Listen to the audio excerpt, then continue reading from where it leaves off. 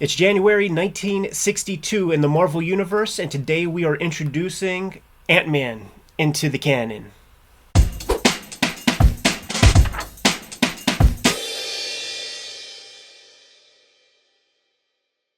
Welcome to your favorite YouTube channel, Cartoonist Kayfabe. My name is Ed Piscor. I'm Jim Rugg. It is January 1962 in the Marvel Universe today, Jimmy, and we'll get into things. But first, you guys must know, this is a daily YouTube channel. We have more than 1,600 videos at your disposal. We might have talked about your favorite comics. Go to the front page of the Cartoonist Kayfabe YouTube channel, hit the magnifying glass, give the channel a search, and check out those episodes where we talk about your favorites. The Patreon exists for Cartoonist Kayfabe in order to help mitigate the kayfabe effect. What this is we talk about comics that very quickly disappear on the aftermarkets. They gain some quick popularity, and people go running out to buy those books. It's the King Kayfabers who get those books before anybody else, and a good number of them are hanging out with us in our live stream recording session as we record this video here today. Without further ado, Jimmy, are you ready to jump into things? No, I have to point out that there's an Amazing Heroes swimsuit special at the top of this list. Amongst every other issue of Amazing Heroes. Well, I guess it's all swimsuit editions. That's hilarious to see how many they actually made. So the way that the database works, we're using an app called Chunky. It's for the iPad. And maybe other tablets, I don't know. But it is not for the phone, so you will not see it in the App Store that way.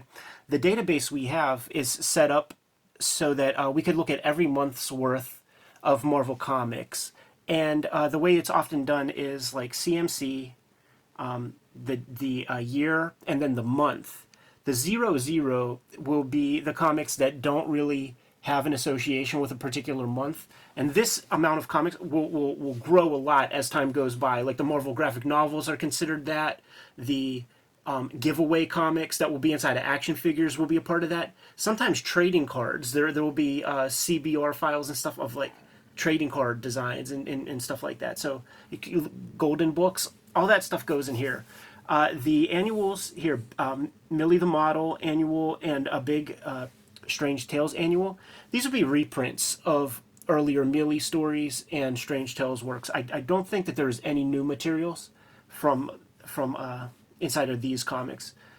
I wondered even when they were actually released. You know, that 00 doesn't give us the month info, so right. It's possible these were maybe closer to the summer. I think annuals often were a summertime thing. So if you're good, I'm good, Jimmy. Let's jump right into things. Let's. With Amazing Adult Fantasy. This has been the revelation, man. We looked at last month's, and these are Ditko showcases, and that adult part they're leaning into, because this is a different design than every other book that we're going to flip through this month. Yeah, it has typography, and he introduced this splash page last month, and this is a Ditko book. There's nobody else drawing this stuff, and his splash pages are so freaking dope, dude.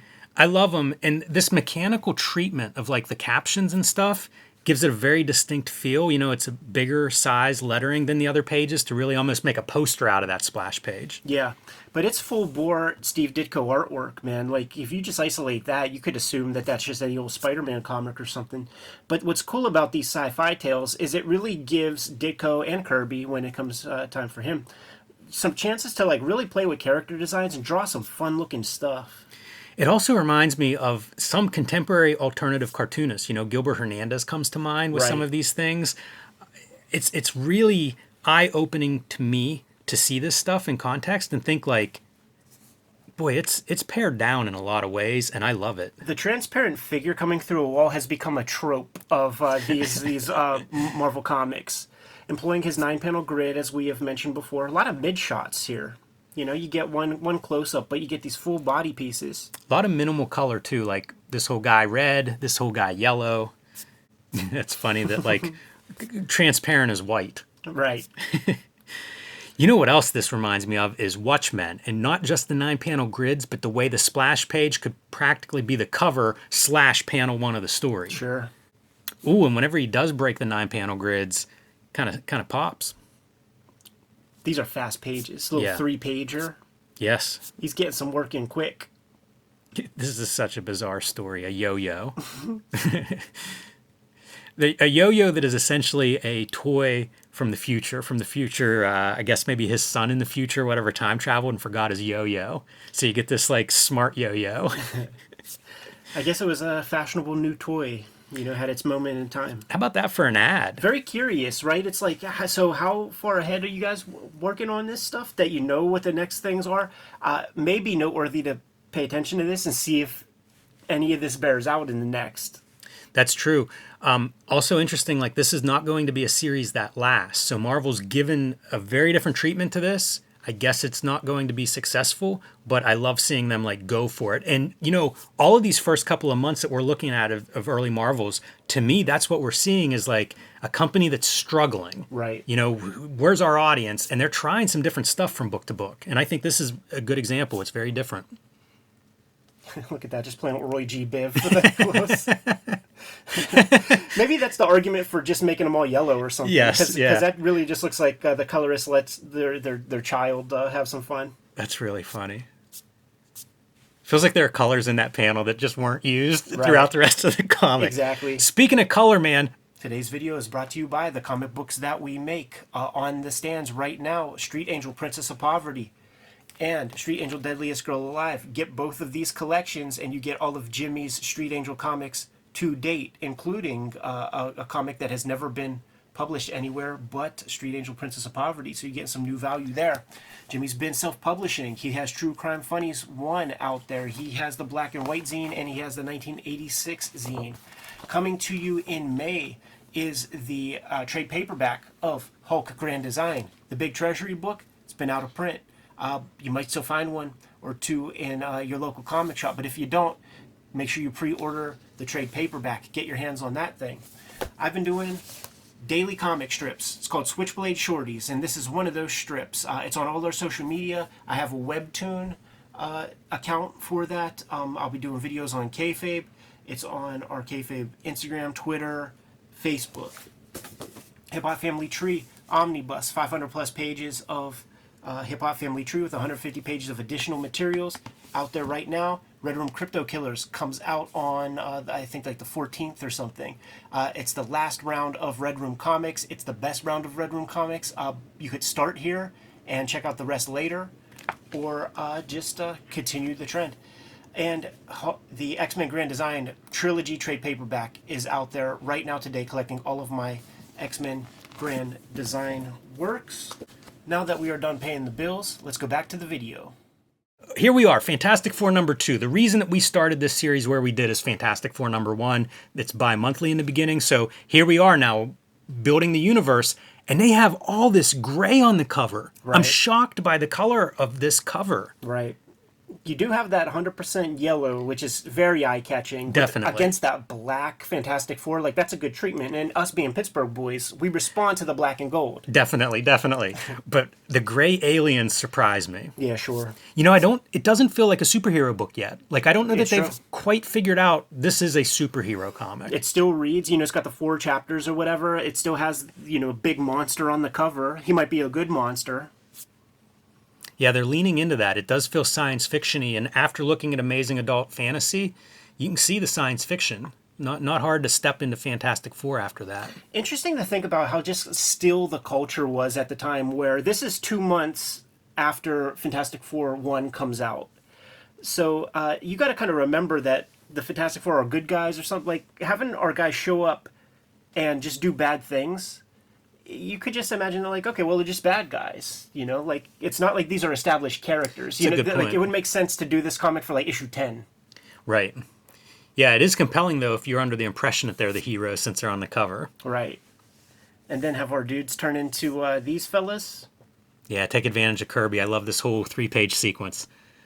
Although, if you're capable of emulating the Fantastic Four powers this easily, I think we're in trouble. Right, totally. Still, it's going to take a long time, man, to figure out the rock texture and turn it into polygons. It does. How about that for a group shot?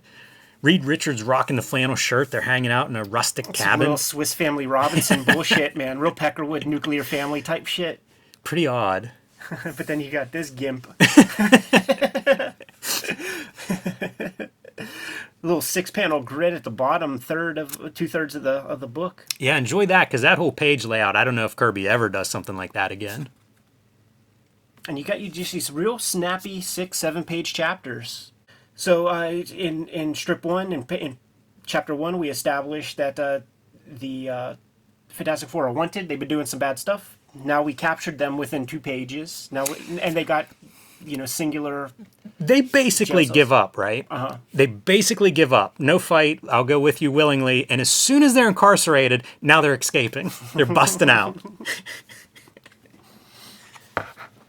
So you know what the onus is on that? If this is Marvel method, it could be a thing where you could change that with dialogue and make it stronger. I'll blame Stan Lee on that one. Boy, Reed's lucky that this flannel shirt thing kind of works. Unstable molecules, baby. That's the answer for everything. I don't know that they say it in this yet, but that will be the answer for everything whenever the clothes stay on and all of that. I think it is issue 3 where they get the outfits. That'll be a big moment. Yeah, and maybe it'll be the unstable molecules that do the job. I do think all 4 of them look great visually. Totally. The invisibility works, the stretching works, and Torch and Thing both look amazing. Yeah, that's the thing too, man. He's still going Carl Burgos with the Human Torch here. We're still going timely. The coloring is so dramatic on Torch. It's almost the only thing that really takes advantage of this coloring at this point, and it's great. It's a great character design for what you have available. Love these little pseudo splashes. Me too. How about this? Looks like something got away from Kirby a little bit. Pretty neat. And as a kid reading something like this, that's got to make you look at those water towers twice when you're on your way to school. Oh, yeah, it's awesome. You might be able to see a jet engine at the bottom of one of those things. I wonder what the response is at this point, too, because I feel like in hindsight, everybody's smart and they get on board. Yeah. But I wonder, if you just flip through this, I don't know if it's obvious that there's a revolution underway here. Yeah, I don't think it'll be in issue 3, but it'll be in issue 4 where the letters start coming in. And we got to pay, when the letters pages start showing up, we got to really start paying attention to those a little bit, man, to see if we see names we recognize. And I'm quite sure the very first letter that I recognize, like in issue 4, is Alan Wise, who grows on to be a cartoonist. Love that. The Fantastic Four captured. That's a great half splash. Yeah. And boy, did they spend a lot of time having thing go back and forth. You know what Probably I see every they dropped are like part 1, part 2. Right. We're still getting kind of a chapter feeling, but we're not pronouncing it quite as much. Still got Kirby Monster vibes. You got to have your scrolls do some Marvel comic-like things, man. And then, of course, at the end, they get kind of bamboozled and hypnotized, and now they're cows on a prairie. And I think Mark Miller, there's a Skrull Crew series that sort of takes place. Like starts off with these cows. And they get their sentience back. It's so weird too, thinking of I can't imagine Stan or Jack thinking anything of that panel at the time. Right. And since then, there've been a number of comics that reference that. Right. Got our Jack Keller, Gunsmoke Western 68, Can-Am Publishers. Jack Keller, man, he's a carpenter. Having grown up in a house with a dad who loved Western cowboy movies, sure. I'm so impressed by how these look. Mm-hmm. I think this is a really cool genre, and I'm mildly surprised this isn't a more popular genre to this day. It's probably for those exact reasons, man, because, definitely my pop's watching that Bonanza all the time. I'm like, I'm never watching Bonanza. Yeah, but you see it flare up now and then, with an Unforgiven or a Tombstone or something, this stuff does pop up from time to time, and it just seems like, hey, they're trying to make money. You could probably sell a good Western. Paul Rainman on duties there. They look good. It's a good team they have. Dick Ayers. Yeah, I looked up some of the art, and we'll get to it at some point. I'll call out a couple more of these artists. Like Don Heck is a guy that I was wondering, who drew this? And so I looked it up. So yeah, and there are some reprints, I believe, even from the 50s. That's a weird splash. Yeah, it's a good drawing. You don't see Kirby pay too much attention to light source very often. So you could see Charles Burns redrawing that character. That whole thing just has that oddness to it. Yeah, and that's pretty weird with the color. Yeah, you don't see that often. A little halo. getting his energies in, like look how rough it is to start. When Cynic gets on board, he's going to tighten that stuff up, and then these will become little dots eventually. That's another effect where I imagine the penciler getting that and just being like, what the heck is this? The What is inker, this you supposed to, yeah, the inker. What is this supposed to be, Jack? Yeah, that stuff gets codified. Easy panel to draw for Uncle Jack, who's got a bunch of pages to draw that month. That's the other thing is what's he thinking, putting those panels in a plotted, where he's basically writing the story. Like, does that signify something? It's almost like an editorial cut. Right. And this may be, that may have been Don Heck. Right. Yeah, it definitely wasn't one of our guys, but this is Kirby. Heck is good for a while. We looked at like a pre-code horror book a while back, if you remember, and Don Heck was one of the big dudes in there. Yeah, no, he's got skills. He's one of those guys that he's got the talent, like to get some work in, man. But he's I think something happens, and I don't want to say for sure, but I think it may be alcoholism. Like at some point, he takes a turn, is what I came across in a very tiny little bit of research. That's a great panel, dude. As a little kid, Yes. reading something like this, how would you not want every issue? It's so fun. And having the menace dudes.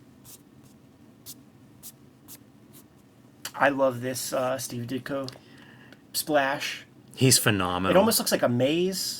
It looks like it would never pass the muster in the Marvel era of comics. So it's super unique. It's another one I look at and think like alternative cartoonists took notes over this kind of stuff. And especially Gilbert Hernandez that has like a half a dozen of these textures that he pulls out. It would be right at home on a page or a panel like that. Yeah, agreed. And this is one of those real quickies. I think there's an EC story that's almost exactly like this, where there's some goofball talking about all the great things he sees outside, and so much Frank Miller in this stuff, and the coloring, especially this. The coloring is Ditko coloring. Is he doing guides himself? Because this coloring is pretty sharp. Imagine this with no color on it, though, man. It'll feel just like a Sin City piece. Yes. Kid Colt Outlaw, another Jack Keller bit. Yeah, I wonder if when the westerns go away, Jack Keller is just like, I'm out. I guess I'm going to be done with comics. Right. This could be your pop art Andy Warhol painting. Yeah, agreed, man. I mean, I think I've seen Elvis in that pose. Yeah. Maybe put some silver ink on it. Those comic book fingers. Right? Like Don Simpson will take that and go super far with that it. Whole panel is comic book, like the cross hatching in the background, everything like that just feels like, there you go. You could give that to maybe a newbie inker and be on his way. Seeing a 6-panel grid like this, we don't see that often. No, and I love the cartooning. Like this guy is such a cartoon character. Yeah. Has some menace, but also it's in the cartoon language. Mm-hmm. Yeah, it'd be like if Randy Quaid or Dennis... Randy Quaid? Yeah. If he was the bad guy in a thing. And then there you go. Like, when he does this shit, like, it really has that John Severin face. It's those eyes that are like rectangles. I've said it in other videos unrelated to this, but I talk about how good the figure drawing is here. And part of the reason I say that is you're not photo referencing this stuff. This is a guy like dashing off figures, riding horses, shooting each other, different angles, all this stuff. And a guy that we don't celebrate. Yeah. And I don't just mean us, I mean comics history. And yet solid everywhere. So taken for granted. Yeah. Like they could dazzle the fuck off your pants, man. But people do not have this skill set by and large today. No, it's true. Yeah, it's with the drapery, the shorthand of all of it. That's a great face, this character. He's smiling in all of them, too. Like, what a menace. Throw a Dutch angle in, throw a shadow in. This is a genre, again, part of the reason I'm surprised it doesn't exist is it feels like somebody did all the genre work. Like, you could just pick up these tropes and tell the story just in a cowboy western setting. And by the way, man, you don't know how hard it is to draw a cowboy hat. That is certainly true. At different angles. If you're not tasked with doing it, man, go try to draw a cowboy right now. Would not surprise me if there was a cowboy hat or two in the studio of these guys. Gotta be. And that's a tax write-off, man. You got to go get your reference. I'm sure the pistols are laying around there too. There's a great photos of Milt Kniff where he has like one helmet from every single World War II army on his bookshelves.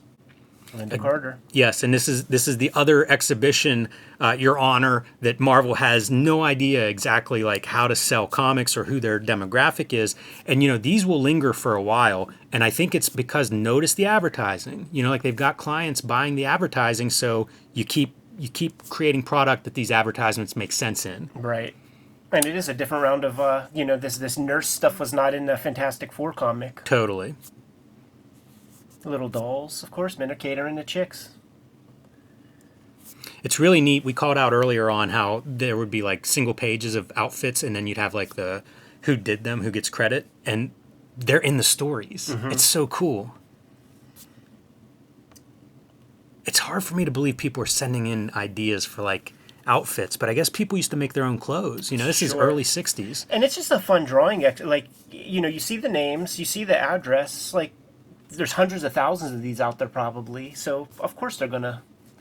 My mom tells a story, that her mother made their clothes when she was growing up. So like, fairly common, I think, in the 50s, 60s. I mean, it like just as a drawing thing, it's like, yeah, I'll put some outfits on. I'll draw an outfit. Why not? And it's not like they're being reinterpreted. What would be cool is to see the actual drawings. That would be amazing. Yeah, I'd be very curious about that. I never even thought of that. That's. Again, it's strange, the idea that somebody's sending this stuff in. Wild Marks from Al Hartley. That is really good. That is really good. Like that's supposed to be a fur or something, yeah. And it looks like something that you just pulled out of the dirt. Looks like Kayfabe. Cobwebs. That colorist isn't helping anybody. No, playing with that gray, right? Hey, man, so this gets pretty interesting. Is this the issue? One of these is all Kirby. Solo I think this Kirby is all romance. Kirby. Yeah. Love romances, man. Something to pay attention to at home if you're not familiar with Kirby romance. You'll see the angles are much different here. It's much more like straightforward kind of stuff. Totally. Crazy inking. Wonder who's inking this stuff. This guy looks like fucking vapid, like a bimbo. Like he just is Cypher. Right. Yeah. Barely opens his mouth. I had to look twice to be like, is this Kirby? Because some stuff you can see it unmistakably, but then other bits of the finish are like, some of these characters do look doll-faced. Got our Hartley inking or something. And that's D-U-L-L, not D-O-L-L. But then, unmistakable Kirby bits there. And then, like this, like that wild drawing, that's beautiful. That's amazing. That's really incredible. Something. And there are moments, Sure. I think this panel's a really cool panel. Some of the city stuff just shows how Kirby could do everything. Look at the verbal diarrhea. Too much. These look like something Lichtenstein's just copying right off of these pages. This is a panel straight out of X-Men issue 1, whenever Jean Grey arrives and the boys are looking down. It's such a throwaway. Like, if you're just flipping through, you can just completely miss it, and yet it's a high angle. It's information. It's a nice frame. You see this piece in black and white without the lettering, you might say Jaime Hernandez. Interesting, yeah. You don't think? Yeah, I agree with you, yeah. Couple of lines for folds, it's not over-rendered. Maybe even this. That's clearly a Kirby hand, but... Yeah, this is a revelation. He has 2 full books. It might have one other one, actually. Yeah, I thought this was cool. And again, for people at home, if you're unfamiliar, like Kirby and Simon invent the romance genre, and it sells millions of copies. He sees that Steve Ditko started putting his signature in this fashion, so J. Kirby gets his in. And you could tell what the story is already, man. It's like, no, I don't want to fuck you, you crusty fuck. She's waving him off. I got this Aryan poster child, which, look at that crazy texture. You never see Kirby inked that way anymore. No, but you know what? Earlier you mentioned the halo around the art on that hand. Yeah. You got it again here. So something the colorist, I guess, is bringing in. There'll be something, I'm not sure, I'll try to call it out if I see it, where guys will do almost the Pete Morisi back pattern, where it's like partially black and partially open, and it's not a shadow. Right. It's like a weird abstract shape. Yeah, just a design flourish. It's so stiff at times. Like that dude in the background looks like that could be a slasher comic panel. And then that's weird. Outlines, that's something I don't see Kirby. Yeah, that's true. There's some great panels though, like she looks mad. And you see these textures. I'm imagining Alex Raymond is still very vital. And is he still doing stuff in like 61? Yeah, I think so. I'm not sure when he dies. But so. he definitely employs. There's that school of cartooning that employs like a lot of the contemporary patterns and designs and things. A lot of black on the page here. There is. One of the things that Kirby is super noteworthy for, like as time goes on for me, is the spotting of blacks, the way he does it. Stan Goldberg got his couple titles. Always fun seeing Stan G versus Stan Lee in the signature departments. Do you think Goldberg should get paid the same amount as Kirby and Lee for this stuff? I don't know how much any of them are getting paid. Yeah. I think it's all peanuts, but sure, why not? It's very diplomatic. But I bet you Marty Goodman is. Look at that. That's pretty wild. Feels like we're missing. Needs to be over a little bit more. Missing an eye. Yeah. Yeah, it's funny when that shows up, and Couple it happens times. again. Like, if we ever get a peek behind that haircut, I think she might only have one eye. Yeah. Maybe it's a storytelling flourish. It's also what's Roger Rabbit's? Oh yeah, Jessica Rabbit. Yeah, that's what he should be getting a piece of the action on that, ripping them off. You're suggesting this is a faster, more sparse. Yeah. Because I'd put Al Hartley in that one too. I think Al Hartley totally. dashes those pages off. Totally. Look at all the texture you got on this page. All the different patterns and stuff. That's pretty sweet. And then it's subtle shit. Like by having these rounded, it feels like a cushion. Mm-hmm. And then you get the errant spot illustrations throughout all of them, and I can never identify the artist. Now, looking at this, you could probably imagine there was very little penciling done. This is like a single line. It's just drawn real quick. Yeah. But you can never identify who draws those. No, a lot of those are good though. They catch my eye more often than not. Although often they're not full color. Yeah. Look at this. Lothario, Pepe Le Pew type fella. Yeah, it's bizarre. There's a lot. Go look at the amount of info in these two panels. Yeah, Like, these outfits and stuff. that's even not this quite kind Al of stuff. Hartley. I think Stan's putting a little bit more time in. I do too. I think he's a real good cartoonist. He's giving you good variety and stuff, and he has to draw like a million different little outfits and shit. Yeah, you know what? That takes some time. Doesn't this guy? I think he's supposed to be just a human, but that feels like we got two aliens on the damn cover. Yeah, that feels like a country type dude, and I feel like that phased out of our pop culture like archetypes. Right. Love this panel. Yeah, Unbelievable. it really is. Those are standouts to me. You know what? This ain't bad either. Yeah. Like that's a really nice shot. Very believable and interesting perspective. Probably not easy to draw if you're not him or thinking through Kirby's mindset. But actually, this whole page, background-wise, some interesting stuff going on. Yeah. I even like those shoes. Like that panel too. Why the long face, horse? So weird. I feel like I've seen this Kirby face a million times. I love the tiny little head behind it. Right. This might be a cover. It might have been blown up somewhere. I love that image too. Like, we ain't even in a space where you need all kinds of rogues galleries of supervillains. Probably never drew this guy again with the little pelvis fucking decal on it. Like, that's pretty dope. Yeah, it's amazing. This great hand. There's so much happening. I love that thumb coming at you in foreshortening. Good face too, Clearly a villain on that face. This is such a cool drawing. And then, get the fuck out of here, man. That's awesome.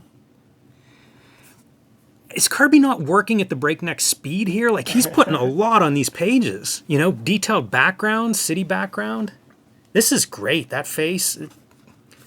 It's a lot of cool stuff on this story. Wonder if this is something that Kirby just identified somehow, liked it, something. He is a lover of pop entertainment, that's for sure, pulpy stuff. The shrinking thing is a trope as well. Yeah. The shrinking stuff always works great. Because then you're just putting regular objects in at different scale next to a little person. Usually works well. I feel like when we get, I'm assuming this is like Don Heck or something. I think this is Don Heck too. And the reasons that I say that is like he has a hatching style that you see a bit in this. Yeah, but I swear, like, they bring him in when it's time to draw like messed up Asian comics. Because I think that was the last one too, the last Don Heck was like that. Yeah, it's a tough one to get. Looking at the textures here, right? Like, everything, there's a perspective, when you're drawing something, there's built-in perspective whether you see a brick wall or not. And this is a great illustration of that, where you see the sort of texture, the rhino texture, kind of going with the form. It all is very sound, and he could have fucked that up. This is a cool looking story too. Between this and that Kirby story earlier, like, they're putting a lot on the pages. I love they're on a different planet is the conceit, right? It's like Martians looking at Earth being like, do you think there's somebody on Earth thinking about us? Great cover. Kirby doing his thing. Fantastic splash page. I wonder how many times he drew the goddamn Capitol building. And It almost looks like clip art. And I wonder if he cursed it every time. I don't know, but he's done a few of these splash pages with like the monster that's so big it's bleeding out over the edges, and it just killer, man. That's such a good monster presentation. The shadow happens a lot too in these monster stories. Look at that, man. This is great stuff. He codifies that Capitol building so well, man. Yeah. Because like, what would guys do now? But like, trace a photograph. Yeah, it's really well done. These little floating heads, almost everything's in here. I saw a newspaper headline in a couple of the panels. And a story here is this is a too realistic movie monster, and he's going to take it apart because people are just afraid of it. You can't make a movie this scary whenever the aliens show up. Here goes another translucent feller. Is this whole book Kirby? Or no, that was Ditko prior. Yeah, and there was, I think, a Don Heck in there. Doesn't this almost feel like Steranko? Like his, there was that one Nick Fury comic that happens, and it has the same kind of like level of detail. It's a great archway. And here's our guy, man. That's almost that same panel, but you just got to put the little head next to it. For sure. How about that? Another great splash. That's amazing. Just incredible. And I would say that Ditko letters that. Yes, I agree with that. But maybe not the. I bet he lettered all of it. Yeah, I mean, why would you have somebody else do that? Got your 9-panel grids. It's so fun because like you get so many of like the six panel treatments, and then you got like the standard, Ditko treatment with this like Eddie Munster fella. Now that's a widow's peak, no? Oh, indeed. And shit, if I had that kind of widow's peak, I think I'd put a mask on as well. That's the Cobra Commander mask. Yeah. So here's one of our mystery artists. This is Paul Raymond. Oh, okay. Yeah. The Enchanted Paint. I feel so bad. I feel like like he's really pours it on, but it just doesn't have the graphic impact to me. It's true. There's something to learn from that, I think. Don't be boring. That's the cardinal rule. You know what, man? That's probably one of my number one complaints about comics today is it's like you'll see stuff and it's like, yeah, it's the best drawn car ever. I'm not interested. Right. Now this is the revelation of this month worth of Marvel Comics. Who's the second quote unquote superhero to be introduced? It's not Thor. It's not Spider-Man. It's not the Incredible Hulk. It's technically not even Ant-Man. It's Dr. Henry Pym. What a panel Is introduced here. I was noticing like the ants break the Right. hull or the holes that they're coming in, and it's so, man, it feels so much like they're crawling on top of each other and just moving. Right. Yeah, there's so much speed. The curves imply speed, man. This is it, totally the mark making, the shading, totally Gilbert Hernandez marks. Right, yes, yeah, well said. It doesn't look very super heroic right here. Not yet. And of course the mad scientist has to test the stuff on himself. Yes. You know what, though, to your point of not being super heroic yet, like, I don't know that they're even totally This is just another one of those embracing the Fantastic Force. It's still, they haven't, like, leaned into that part. And certainly this is just another, like, we've seen shrinking rays and stuff on 2 other sci-fi books this month, man. Yeah, and probably a couple of movies that came out the year prior. Right. It's just a great effect. It's such a good visual. I have an 80s black and white like that, Dreamweaver, where a guy ends up shrunk, and it's like, it's so cool. It's like draw the chair from the ground up, and Right. it works visually. Yeah, match heads. And then, of course, the way he never stepped on an anthill again in his life or something like that. That's the hero takeaway so far. Of course, all his gimmicks down the thing, but obviously they don't stay gone for long. I think what's going to happen is... This is the dumbest, like, what kind of scientist figures out like a shrinking and growing potion and then is like, maybe just don't pour it on myself. Right. There's probably some really good applications for this stuff. I think what happens is, I think there might be one more Henry Pym story, which is atypical compared to all these other things. And then the superhero movement really starts to hit off, and then, they figure out a new use for him. That's a really nice splash. Yeah, it is. Look at this meanie. Is this Ditko inked by somebody? See, this is that whole shit where they're like, you guys always call Don Heck a Ditko, so I think it's just him again. I like the art. You know, like there's some really dramatic stuff, like the double light on the face, and that lady's face is wild. Yeah. Nice page layouts too. That crash effect worked well.